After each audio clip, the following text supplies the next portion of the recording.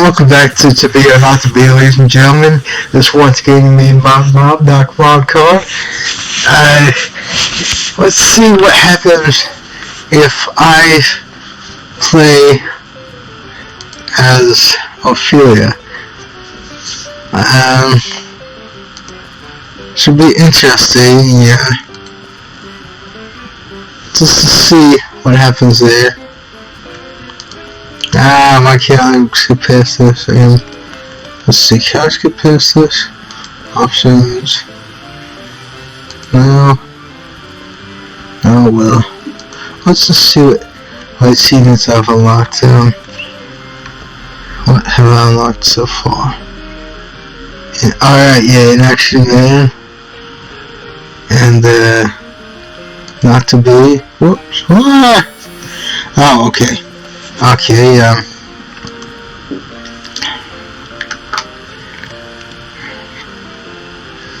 this should be fun. Alright, yeah, I'm gonna do kind of right, yeah, it has the achievements unlocked, it's about it, yeah, so,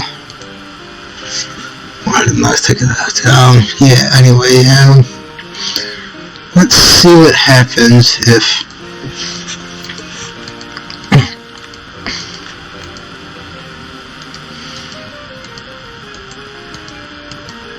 I play as Ophelia.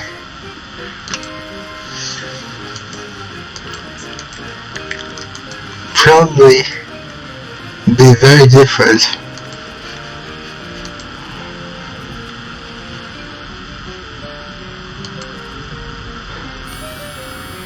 Let's even get to be she, and there you go. Right, so Ophelia, you're a beautiful, independent young woman, and all it makes you really love all the thing about it. You fall in love with the prince. Prince Hamlet was funny and charming and seems to like you a lot. I was trying not to get too excited about it because you already might jinx it, but things are going really great.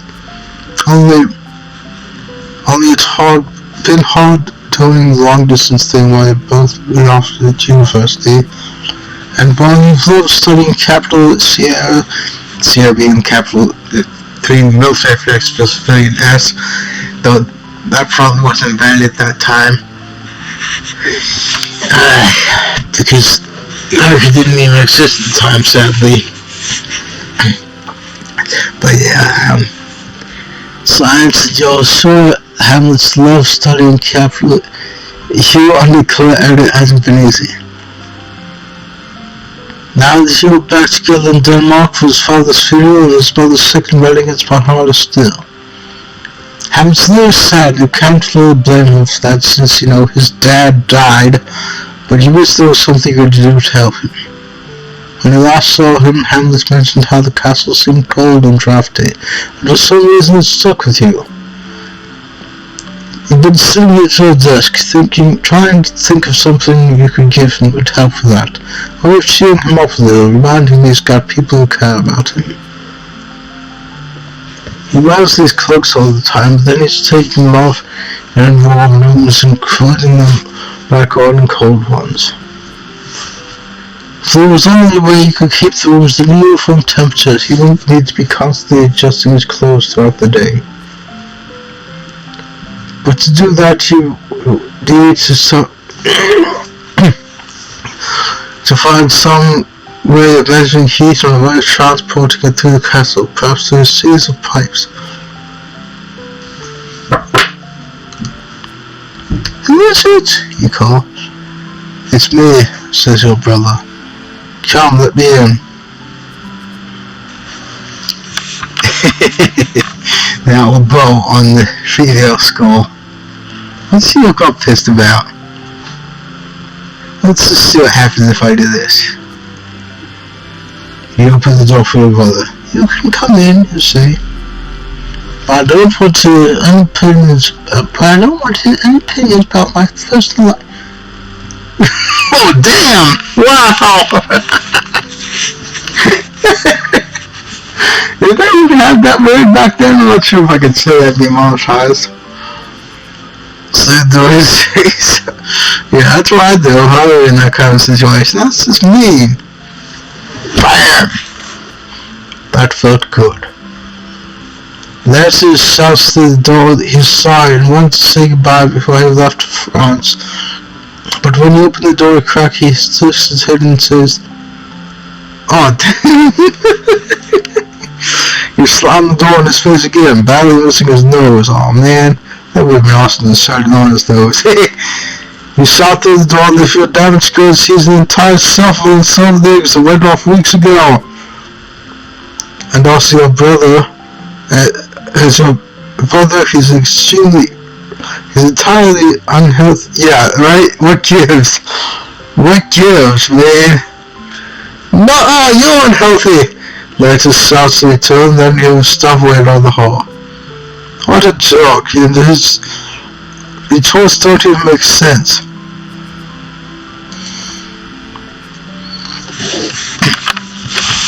As your desk, you continue work on the problem of automatically heating the castle. Hours turn into days and you're generally left alone by both your family and your boyfriend. Your father ignoring you is no big deal, and while you're a little worried about having not stopping more often, he howls after you to leave him alone for a while he mourns, and you're respecting his wishes. But if you want to be honest with yourself, you've just gotten really absorbed in this problem. You decide to split the problem into two sections, living heat and non-rent delivery heat. It would be possible to put servants in every room and have them report when it's too cold, but that's both expensive and unreliable. This is awesome looking. It depends on the servant, the warmth of their clothes, and how much they lie to people about what temperature the skin is setting and so on. You're wondering how the castle will hit you. But think about how water expands when it freezes, and how that can be used to tell where it's cold, but that is not much use for measuring temperatures outside the freezing point. Your father Polonius happens to wander by, talking himself about the evils of drink, and you realize alcohol. The right alcohol expand linearly with heat, and putting it in a standard glass vial, you can measure the size of the liquid which correspond 1-to-1 with temperature. But the same markings on each of these glass vials at the same temperature, and you've got a very versatile, comparable and consistent way of measuring heat. You wouldn't have to rely on the servant's impression, they could just tell you what to find the alcohol sheets. You run back to your room and start working on the prototype. Just as you complete, you unmark at your door. Who is it? You call. Oh my, who should answer from the other side of the door? Seriously, I don't even know how to spell it. Loneliness? Huh.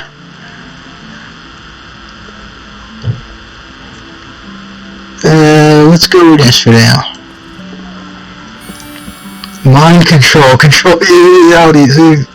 His thoughts. Wow. You said you want Hamlet on the other side of the open. You want to open it and having 3 years at the door. That's so freaky. How'd you do that? Hamlet steps into your room. You haven't seen each other for a while. It's so great to see him. You don't run up and throw your arms around him and you kiss. It's just like old times. But the moment passes, and when you see his face, you can see concern with all of it. That's why I would do in her position.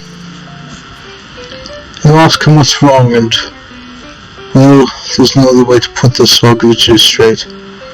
Howard tells you about a spooky ghost that planned for murdering his stepfather Claudius, pretended to his throne. I'll be frank, it sounds crazy. A ghost? Murder? But he's your lover and friend, and you're not going to leave him hanging out to dry. Was that turnaround back then? I'm not sure. as gently as you can. You tell him you're pretty sure ghosts don't exist, but even if they do, he needs to be certain that the ghost he saw actually was the ghost of his father. What if it was some other ghost trying to mess things up? This seems to give him pause. Reminds me of Potato Gift Pause, the achievement in Cooking Companions. I'll put the link to that in the description. Habits admits he never actually asked the ghost for information on his dad, Rizzo. It is possible that the ghost could be an imposter. I'll come with you tonight, sweetie, you say. We'll go together, and if the ghost shows up, we'll find out what to do. You're confident the ghost will appear and that this will all just go away. You take his hand and squeeze. Tom looks up at you and you see his relief. Okay, he says, smiling. Okay, then. Evening comes and Hamlet leads you to the spot outside of where they first saw the ghost. We have to wait until midnight, he says. I think that's when he normally shows up. It's past the time you play a storytelling game you enjoy. While you say one word of the story. That sounds awesome. I think kind of like that with my family. When I first saw Family Matters, that sitcom from the 90s, in which it's not just one word, but it's like we each have sentences, and when it gets so dramatic kind of a point, we give it to someone else to say what happens next. And it also reminds me of Whose Lines Is It Anyway, where they have the thing with the three-headed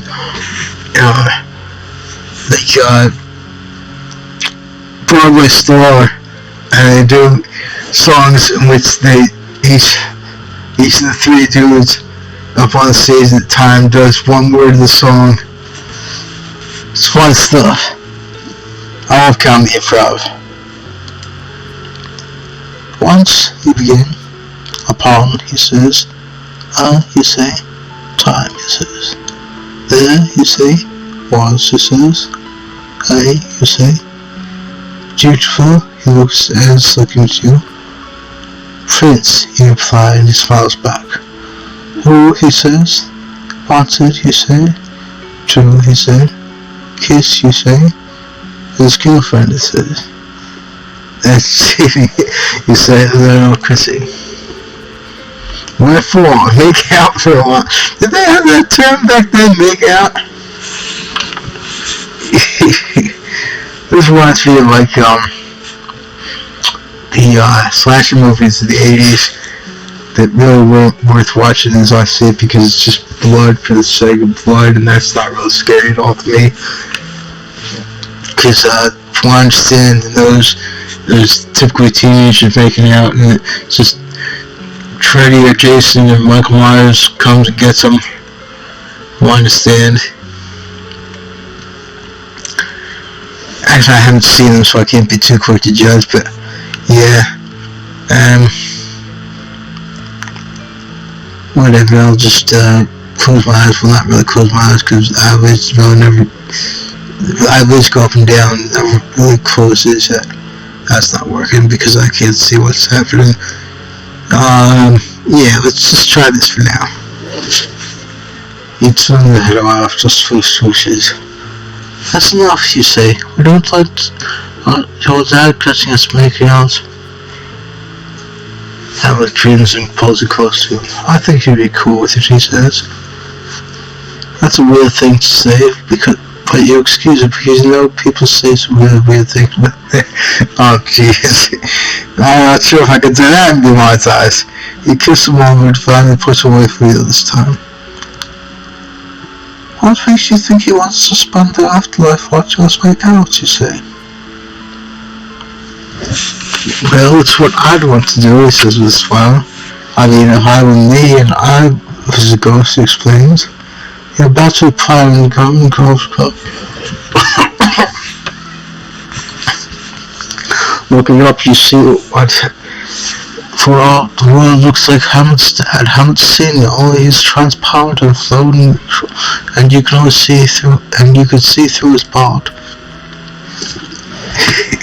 Hey guys, the ghost says. They're too shocked to say anything. Ghost of Ophelia, surprise! Hamlet looks up at the ghost and waves. Hi, Dad, he says. The real question is if this ghost is so mean to murder Jesus, more than that. Okay,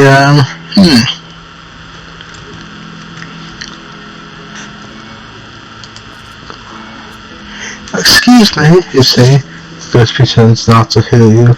Excuse me, Mr. Ghost, you inquire, raising your hand. Sup, says the ghost. How do we know you really haven't seen her? You ask. Oh, says the ghost. Oh, I guess there's be some things on Thomas Dad now.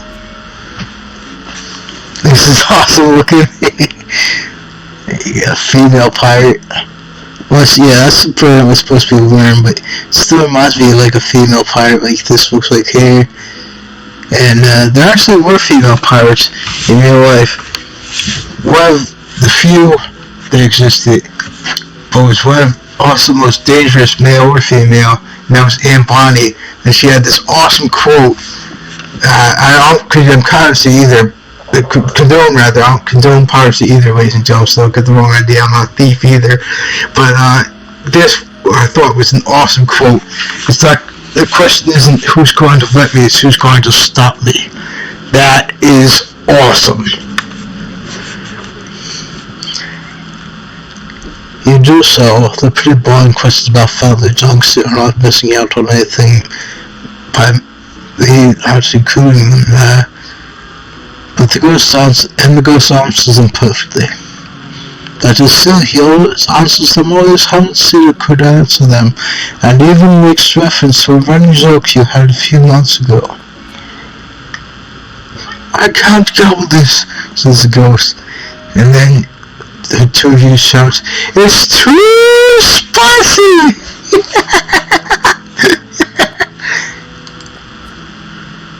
I don't get it. I guess you've been there on the video. Anyway, it's confirmed.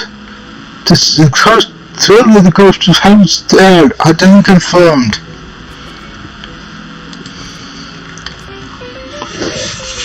You go over the basics of the murder plot with the ghost and Hamlet, and surprised to see some flaws that Hamlet somehow missed.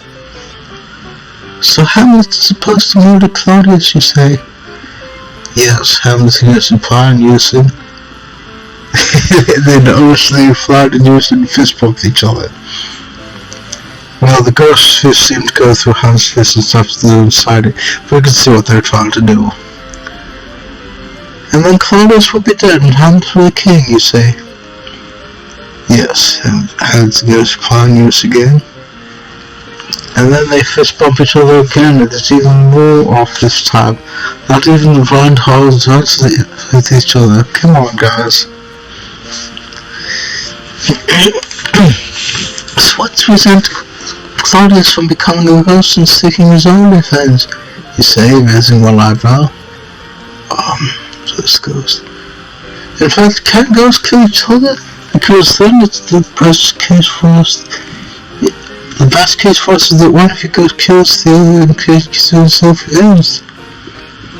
Worst case is you can't kill each other and stay with Christian ghosts forever, which means the two of you each will this list of sins going forward before anyone's life which was born. You continue spinning in the world, avenging yourself against each other back and forth for many years to come. I think yeah, I think you could only become a ghost under certain circumstances. Like being murdered when you still have things you want to complete on this mortal plane, you ask. Oh, right, that applies for Claudius too, the ghost says.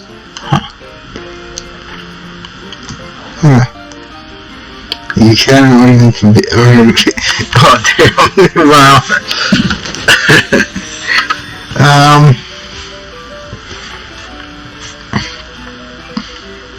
It's just an awesome term, therefore. Even though it's highly British, it's still an awesome term. It just says so, I'm not sure what to call it, but yeah, I dig it. Let's try that for now. Even if we take all the ghost creation issues out for the crimson you go on, there's still a matter of revenge on someone not being an ethical act. Not to mention the complicated issues surrounding capital punishment, Wes says. Exactly. I'm sorry, Ghost King Hamlet, but I don't think this is a super bad idea. Oh, whoops. My bad, that's all. Prince Hamlet there, I thought you say, I'm agreeing to Prince Hamlet has it here. Okay, that makes sense. Okay, well, what do you think you can do? Do what you can to poison my mother, though. Cool, the ghost says. You agreed to work on uncover proof of the murder and then work within the legal system to achieve fair punishment for Claudius. Sounds reasonable, says the ghost. Alright, I guess I'm out. Talk to the talk. I found it really useful. You and Hamlet do some legwork and check down where Claudius got the poison. The poison monger identifies Claudius in the lineup. Even though he's the king, Claudius is not above the law and the case goes to court. The prosecution has no witness to the actual murder, but means motive, opportunity, and circumstantial evidence. Claudius is found guilty of regicide and sentenced to 30 years in prison.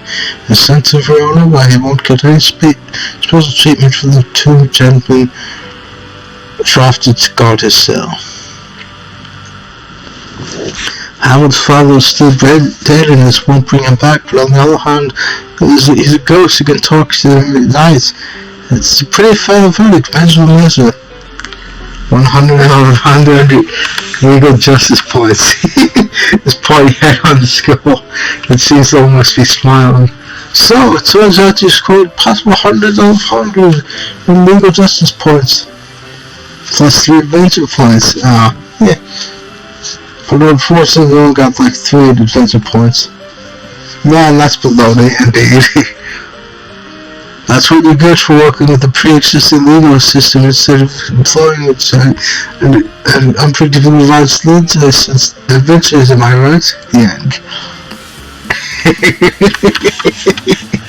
Nice. Nice. Okay, so now what happens? What's it going to be here? It's what it is. One thing hustle to be, not to be again. Alright, yeah, I was quick to get the stats. Fist bump 2, times made 14, times you were 1, times you were not 0. Alright, nice. So that's the end of this chapter, ladies and gentlemen. To keep, I'm not going to keep this one the long, just end it. But if you're on your own, please consider subscribing. I'll sub back very well.